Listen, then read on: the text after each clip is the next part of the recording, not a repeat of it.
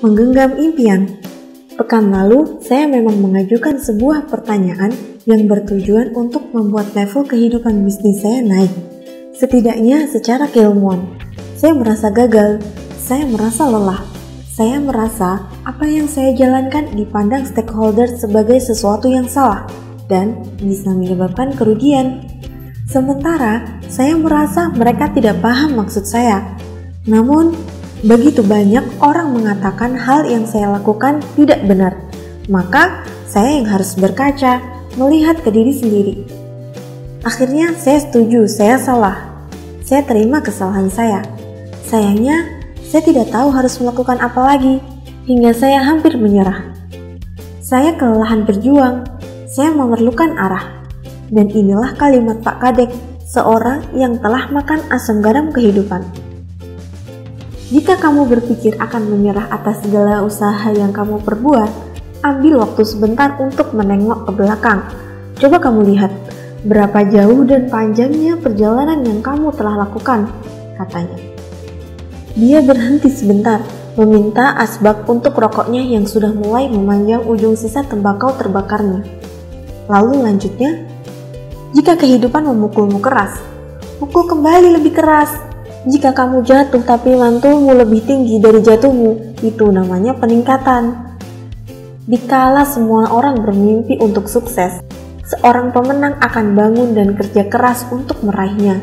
Jika kamu ingin mencapai impian yang tak terhingga, kamu harus bekerja keras dengan benar dari awalnya. Kamu harus bekerja like never before, tidak sama dengan apa yang pernah kamu lakukan. Lebih keras, lebih benar. Sebuah kegagalan adalah peluang untuk memulai kembali dengan benar, lebih bijak. Dia berhenti sejenak untuk memindahkan posisi duduknya. Matanya menerawang ke halaman depan kamar kerjanya yang banyak pepohonan. Kamu pasti tidak pernah gagal dalam skala ukuran saya. Dikala dalam perjalanan kehidupan ada hal yang tidak terelakkan terjadi. Tidak mungkin menjalani kehidupan tanpa kegagalan, kecuali kamu hidup dengan sangat hati-hati. Yang artinya, bisa saja kamu tidak hidup sama sekali dan dalam hal ini kamu sudah gagal dari awalnya. Kamu tidak hidup. Hidup pasti ada gagalnya. Bahkan, hidup adalah tumpukan kegagalan. Jadi kenapa mesti takut gagal? Toh itu semua satu arti hidup.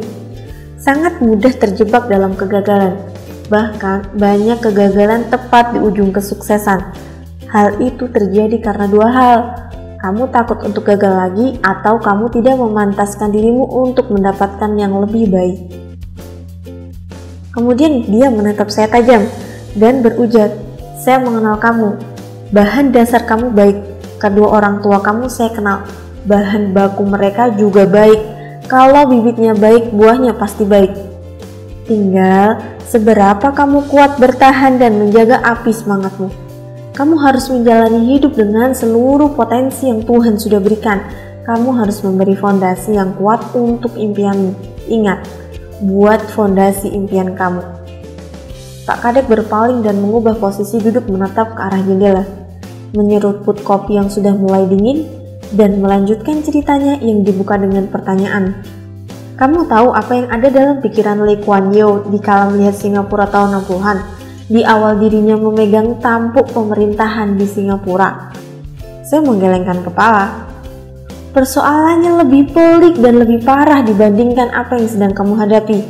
Negara yang tidak memiliki kekayaan apapun, tidak punya sumber daya alam, perilaku bangsanya malas, jorok, dan pola pikirnya sempit. Setiap minggu, tidak heran ada mayat terbujur penuh luka di selokan. Penyakit di mana-mana dan tidak ada sumber mata pencaharian bagi penduduk Singapura kala itu. Tahu apa yang Lee Kuan Yew lakukan? Dia berpikir masyarakat Singapura harus memiliki visi yang jelas, memiliki semangat yang sama, memajukan bangsa. Lagu kebangsaan Singapura mencerminkan semangat tersebut, majulah Singapura. Tidak ada hal terbaik yang bisa dilakukan kecuali memberikan sesuatu di pikiran setiap penduduk Singapura di kala itu. Dia meletakkan impian. Dia membuat banyak foto berukuran postcard atau kartu ucapan.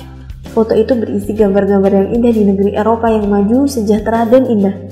gambar anak yang bermain ayunan tertawa bahagia, keluarga yang riang sedang tamasya, gambar rumah sakit yang bersih, gambar lingkungan yang tertata rapi, gambar anak bersekolah dengan senyum ceria, bangunan megah dan indah, serta kota gemerlap penuh keceriaan di Eropa. Lee Kuan Yew membawa gambar itu ke seluruh negeri, ditunjukkannya ke semua penduduk di pelosok sekalipun. Dia perlihatkan, inilah Singapura nantinya, inilah gambaran Singapura ke depan.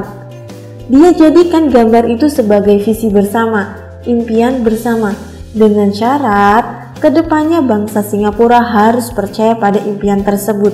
Jangan pernah menyerah, selalu semangat, terus pegang visi tersebut erat-erat. Percaya visi itu akan terjadi. Puncaknya 35 tahun kemudian, 5 tahun setelah Lee tidak lagi menjadi Perdana Menteri, ada sebuah pesta bersama yang diselenggarakan besar-besaran di malam tahun baru di seluruh Singapura.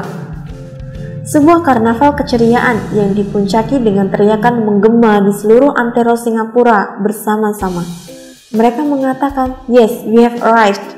Ya, mereka tiba di tempat yang sama dengan gambaran yang mereka lihat 35 tahun yang lalu. Waktu itu saya di sana, bergetar seluruh tubuh ini, berlinang air di pipi karena haru. Semangat itu benar-benar nyata. Benar, kita bukan bagian dari mereka, tetapi semangat juang seperti yang mereka lakukan dimanapun, buat siapapun, dampak positifnya sangat terasa, dan hal itu membanggakan. Ketika impian bersama itu digenggam bersama, siapa saja yang memiliki hati di tempat itu akan merasakan dahsyatnya arti kata "Yes, we have arrived." Selama sekian tahun, mereka terus berpegang pada mimpi bersama itu. Dan kamu? Katanya sedikit mengambil jeda. Punyakah impian sebesar itu? Percayakah kamu pada impian kamu? Apakah orang di sekelilingmu memiliki impian bersama tersebut? Ingat, impian bisa mengubah fakta, selama kamu percaya dan tidak menyerah. Sebentar lagi, Anda akan menyelesaikan buku ini. Coba Anda melihat kembali tulisan dari awal. Tidak banyak tulisan tersebut.